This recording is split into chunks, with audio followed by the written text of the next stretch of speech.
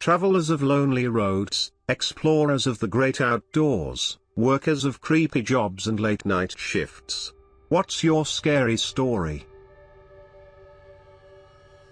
I was the navigation officer for a research ship in the South Pacific. We had recently come to Papua New Guinea for some work along the coast.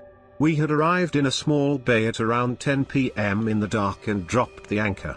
I went over to mark our position on the chart and noticed an annotation that said native village reported in the area. There were no fires or lights on the coast, so I didn't think anything much more of it. I turned on all the deck and underwater lights and went back into the bridge to stand my night watch as everyone else went to bed. With all the lights on, I couldn't see further than about 25 yards because of the light mist in the pitch black night. I sat in the bridge with the door open because I like the sound of the night and the feeling of the air in the tropics. I kept hearing lights splashing in the water and went out to sea because often we get hundreds of fish in our underwater lights. There was nothing there. I went back inside but kept hearing faint splashing and couldn't figure out where it was coming from. Since I couldn't see into the distance, I went into the chart room and flicked on our infrared camera system, and there they all were. About 50 native outrigger canoes just sitting outside our pool of light. About 3 people to a canoe and all just sitting and watching us. Occasionally paddling one way or the other to keep their station. I have never felt so suddenly and violently alone and small as I did on that ship in the dark. I got a deckhand up and we both just walked around the decks to show that people were awake and moving. They sat there and watched us all night. Completely invisible except for on the infrared cameras. In the morning they came in and traded with us and were very friendly and just hadn't had a ship in their bay for decades. I was driving down an old highway, not heavy usage anymore, during a snowstorm in 2011. Had a pretty close call on this particular trip. I was heading to the next town over with my girlfriend at the time, and we behind an SUV on the road. We were behind them for a good while, when they came to a stop. I maneuvered the car around to get a good look at why they stopped.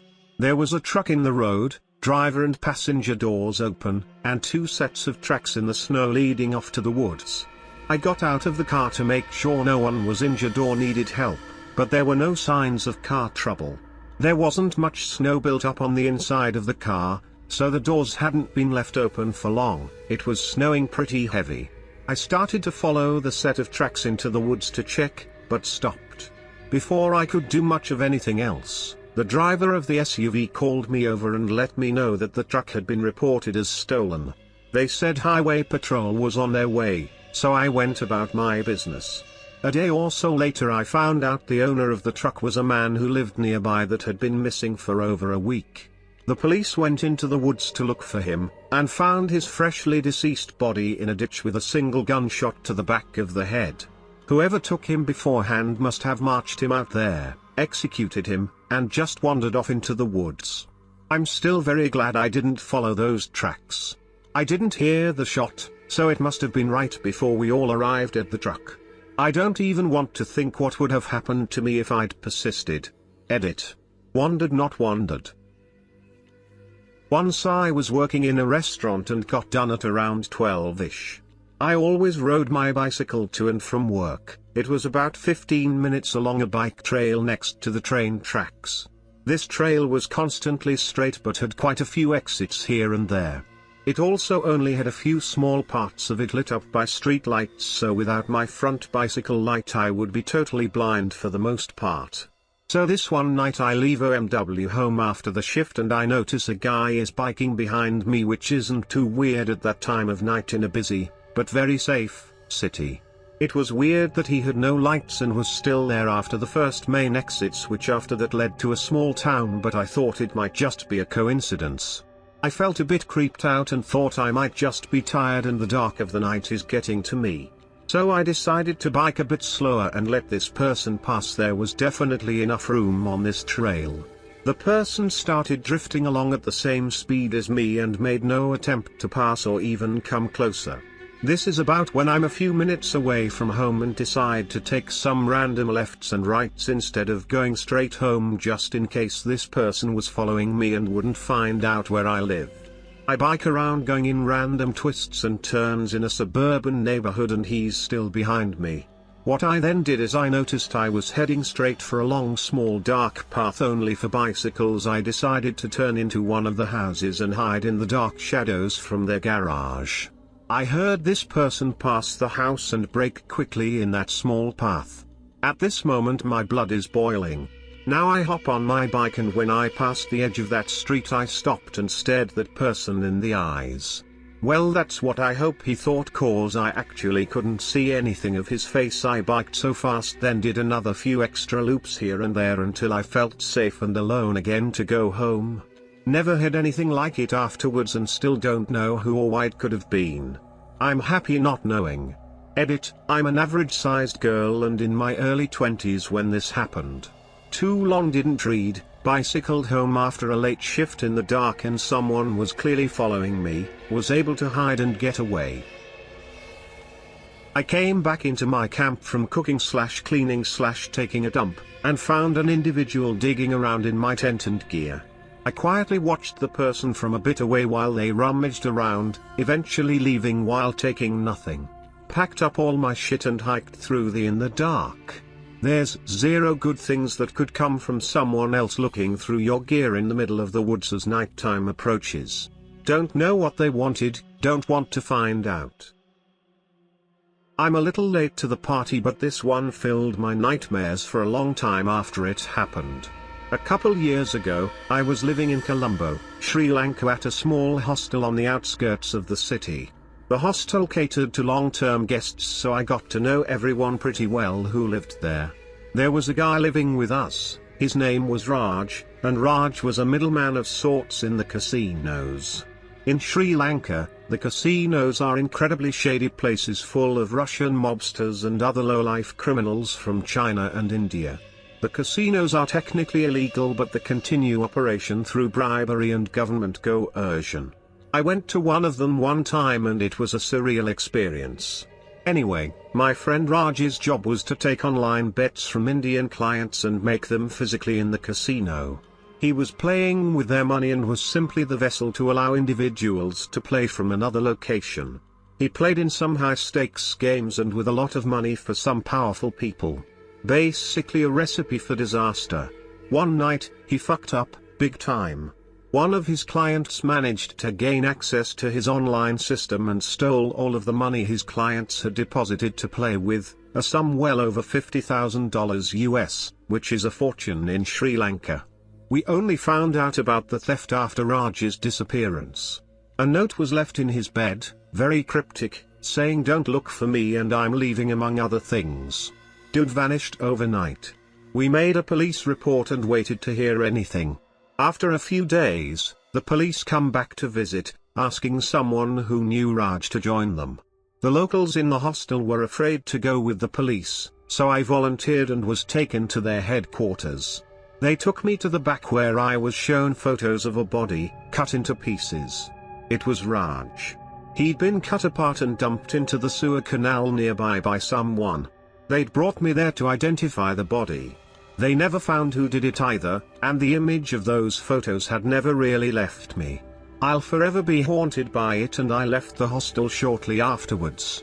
Poor guy was caught up in some shady stuff, but he didn't deserve that. I worked at a movie theater and most often worked the closing shift.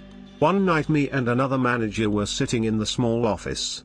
She was working on the nightly deposit and I was finishing up inventory numbers. We had a CD player that we would listen to at night with a stack of CDs sitting next to it.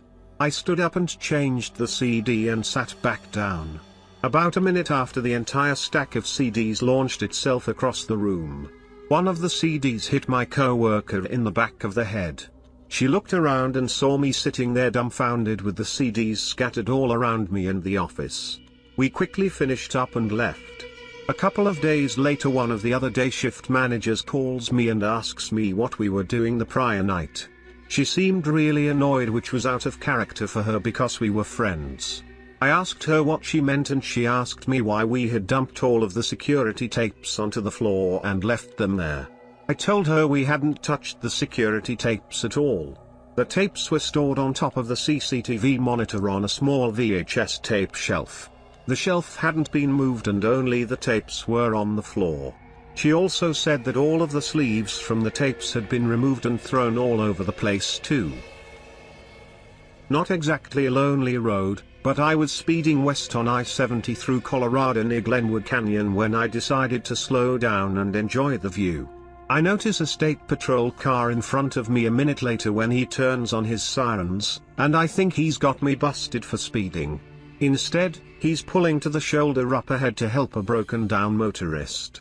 I slow down and remember looking at the motorist who is sitting in the driver's seat with their head down, thinking, man, that guy is lucky to get help out here, no cell coverage, etc. I keep driving west. A few minutes later I start to notice police cars flying past me headed back east, sirens blaring, going extremely fast through a curvy canyon. One after another for like 15 minutes, ambulances, fire trucks, seems like all emergency response in the country is headed back the direction I came from. The next day I'm at a hotel in Utah and discover what happened.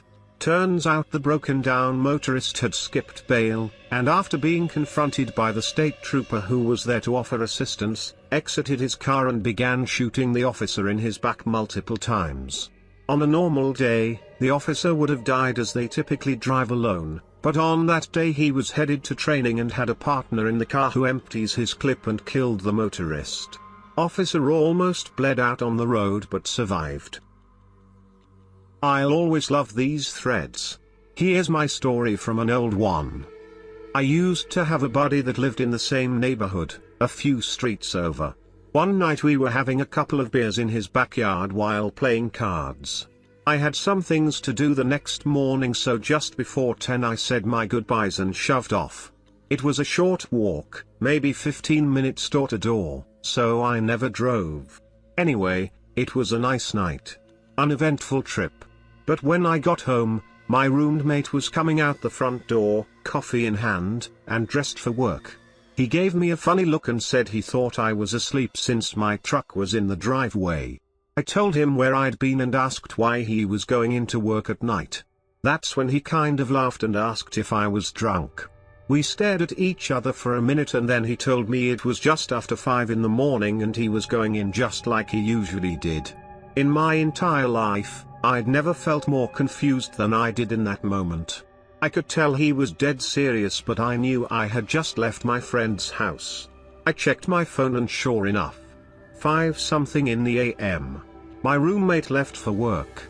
I paced circles in the living room for a bit, then called the friend whose house I'd just left.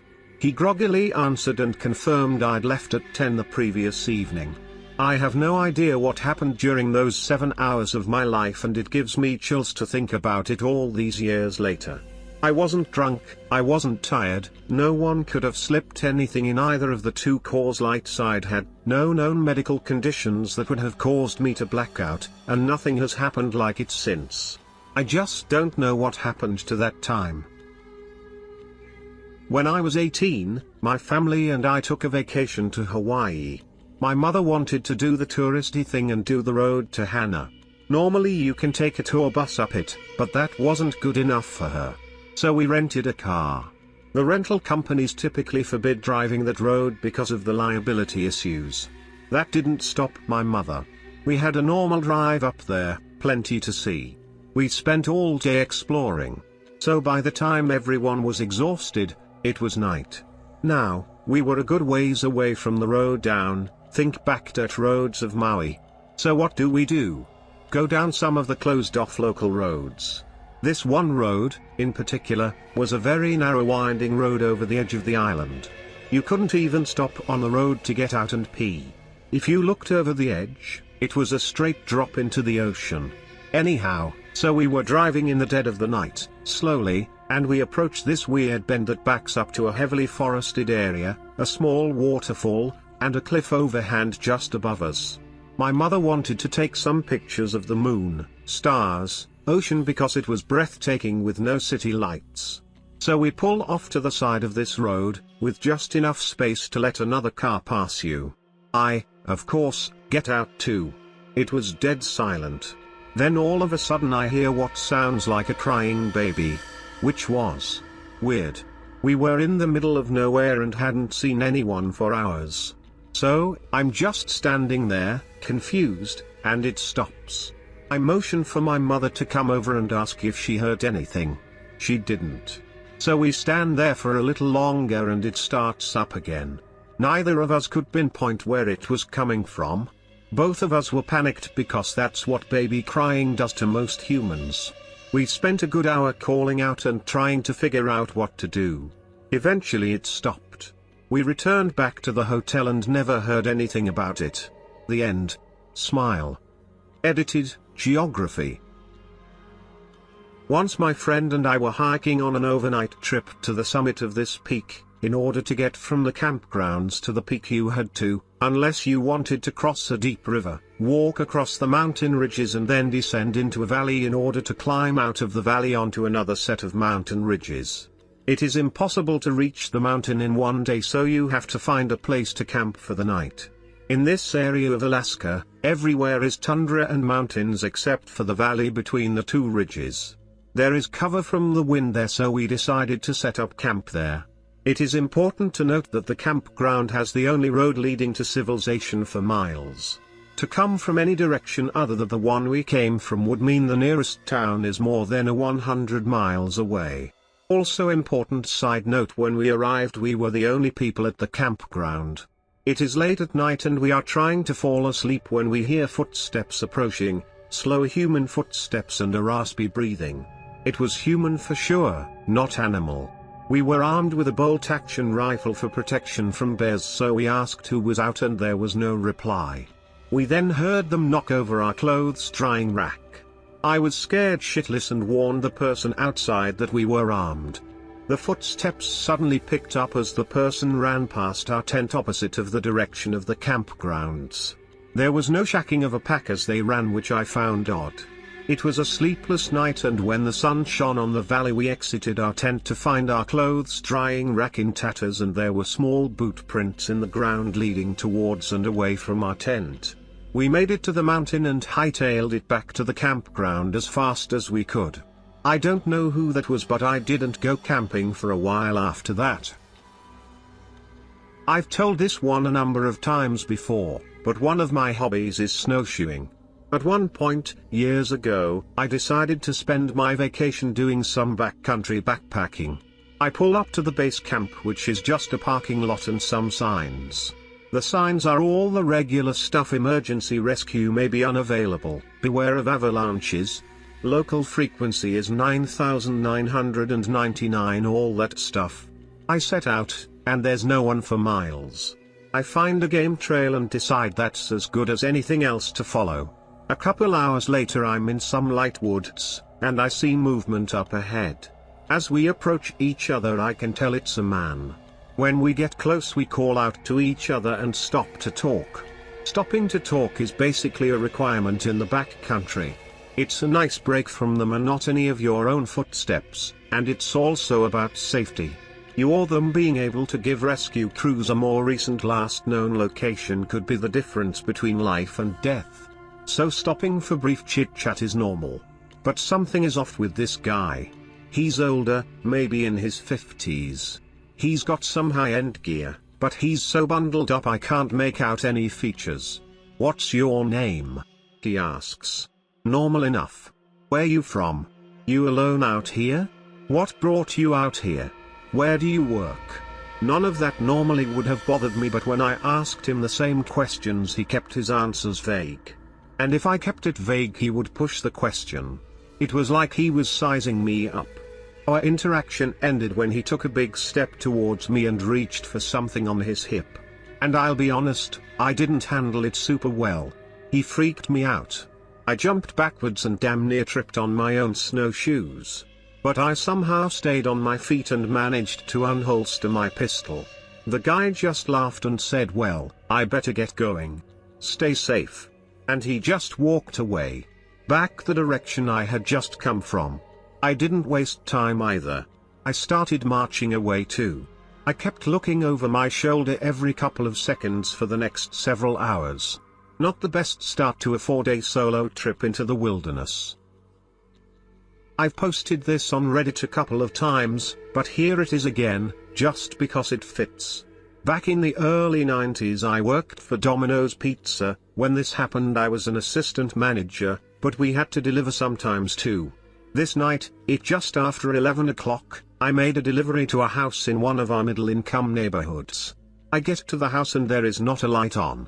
If the porch light wasn't on, we're supposed to go to a payphone and call the number on the order. That was to prevent robberies. I never did that, I would just go ahead and go to the door. But this night, I sat in my car a minute, and I just had a gut feeling, and I always listen to my gut. So I drove back 2 blocks to a payphone, and called the number. It was disconnected. I decided to wait just a minute before making the second call we were supposed to make. If they didn't answer the second time, we were supposed to go back to the store. As I stood there, I noticed a Pizza Hut drive-through, but really didn't think about it. You spot each other while on the road. I call back, still disconnected. For some reason I decide to return to the house, and just see if someone comes to the door. I get back, and realize the Pizza Hut car is sitting in my driveway. I think, what the hell? I turn in the long driveway, that is lined on the left side by tall evergreen tree/shrub things. I immediately notice there is something big on the ground next to the open driver's door of the Pizza Hut car. I pull up behind him and park, and realize that it's the driver. I decide he must have had a heart attack or something, so I run up to see what I can do to help. When I get to him, I realize his skull has been caved in so bad, I can actually see his brains. I run back to my car and lock the door. I drive like 90 miles per hour those 2 blocks to the payphone, and call the cops. Then I call my store and tell them what is going on, and have them call Pizza Hut. I wait for the cops to come through, and I go back. Eventually the detective comes over to talk to me. He tells me that first, in the bushes next to the driveway, they found a realty sign, the power is off, and the house is completely empty. They also found 2 sets of footprints in the bushes. It appears they ordered from both places and waited for whoever got there first to rob. I was first, but because I didn't get out of the car, they had to wait on Pizza Hut to show up. If only I got out of the car the first time, that would have been me laying on the ground dead. For some reason, a gut feeling perhaps, I did not do what I normally did. I never knocked on another door without the front porch light on, unless I knew the customer really well. From an old post. I was camping in my car while on a drive up to see my family in Salt Lake. I was taking my time on what should have been about an 11-hour car drive with minimal stops. But this time I was on my own, so I was stopping to take in views and all that.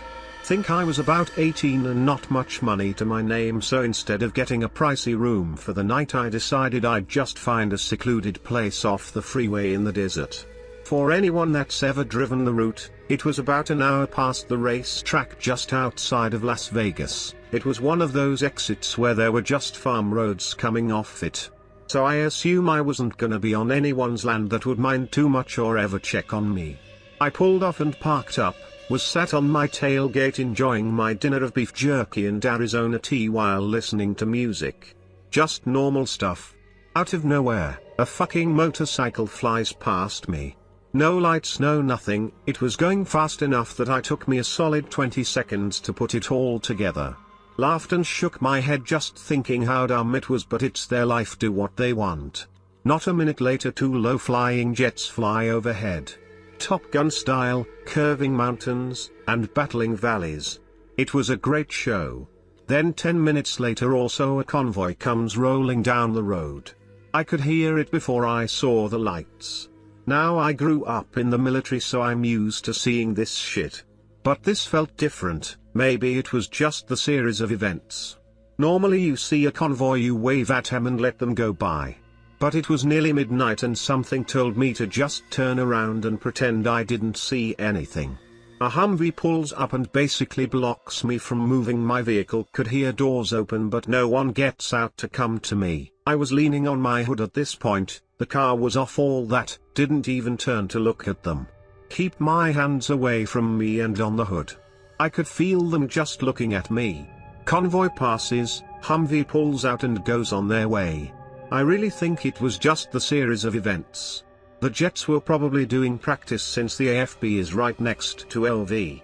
The motorcycle was just some dude taking advantage of empty roads, and the convoy was just out for some training like the jets.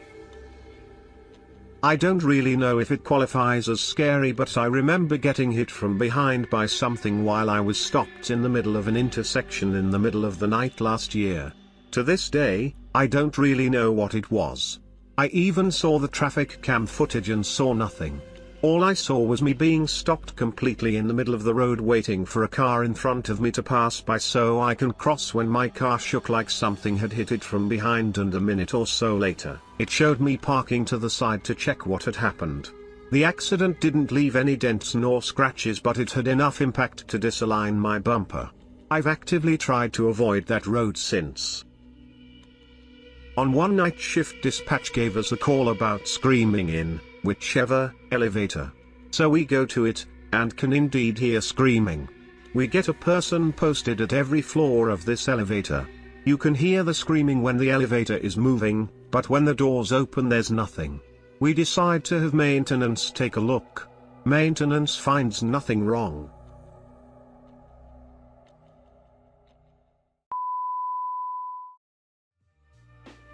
Sinister V's, sinister voices. Yo.